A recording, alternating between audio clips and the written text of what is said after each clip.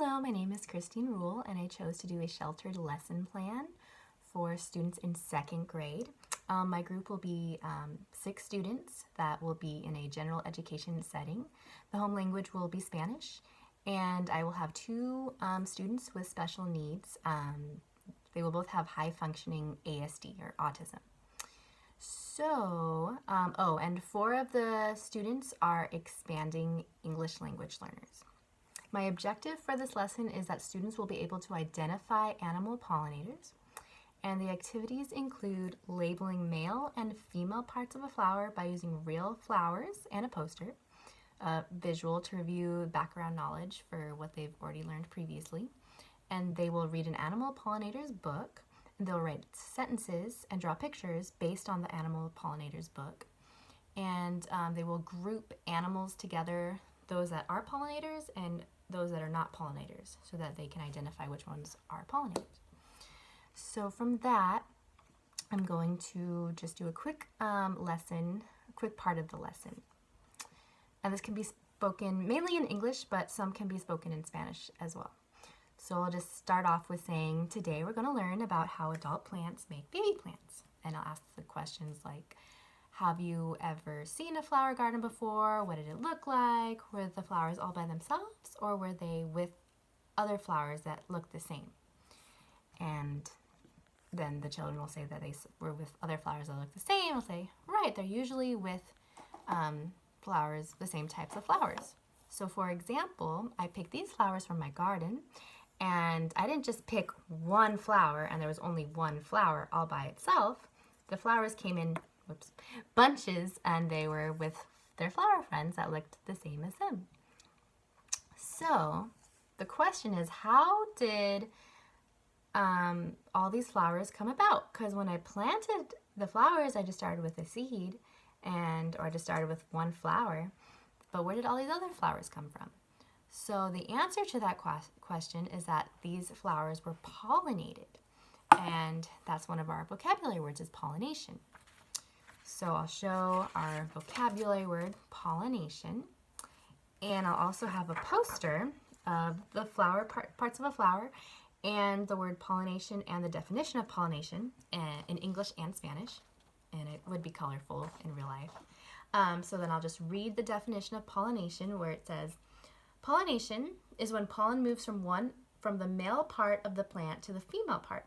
This allows the plant to make seeds which turn into baby plants. So it's when pollen goes from the male part of the plant, which is the stamen, into the female part, which is the carpel. So then we'll show this visual on the board, and kids can come up and point to each part, the stamen, the male part, and the carpel part, the female part. And then we could also show that in the flower, where if I had good flowers, I could show them which part is the stamen, and then which part is the carpel, and then kind of at least make it look like I'm putting pollen into the stamen, or into the carpel part from the stamen, just to show a visual for the kids to see and for them to do themselves as well. So also for vocabulary, we'd have another vocabulary card, which is our word pollinators. And then I would have the kids repeat after me, pollinators. And pollinators are animals that cause plants to make seeds. So for example, like hummingbirds, or I could ask some questions like, what kind of animals do you usually see around flowers? Say something about birds, and they might say butterflies and bees and things, which are fine, but it's mainly about animals, not just the insects. And then, let's see, you could also say pollinators and pollination in Spanish as well, to help the students understand and see the similarities between the Spanish words and the English words. And let's see. And then I would read the book to them, which I don't have a book, but I would read the book to them and then use simplified speech to ask the students, like, what kind of animals do you see? What are the animals doing to the plants? And what is something you learned from this book? And what animals help pollinate flowers and plants? So it would just go into that, and then I would have little toy figures of like hummingbirds and bats and other animals that do pollinate plants, and then other little toy figures of like whales or polar bears or animals that obviously are not pollinators, and have them categorize them into different groups.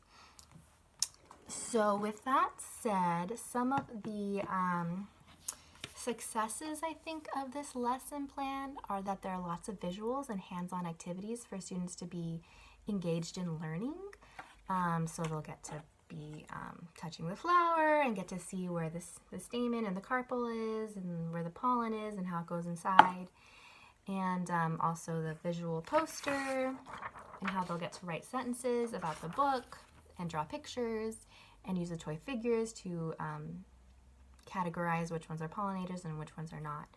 So I think the visuals and hands-on activities will help. Also, I think the challenges are that I don't know Spanish, so I could use the help of a Spanish-speaking paraprofessional, or also a Google Translator. And I may need to give more attention or time to the students with ASD. I know that I could also use a visual timer or a little schedule just to describe what is like what the list of activities and the order they're going to happen in, to help the students with transitions from activity to the next activity, and a timer to let them know how much time we have left with writing our sentences until we go on to the toy activities of categorizing. So that's my lesson. Thank you so much. Goodbye.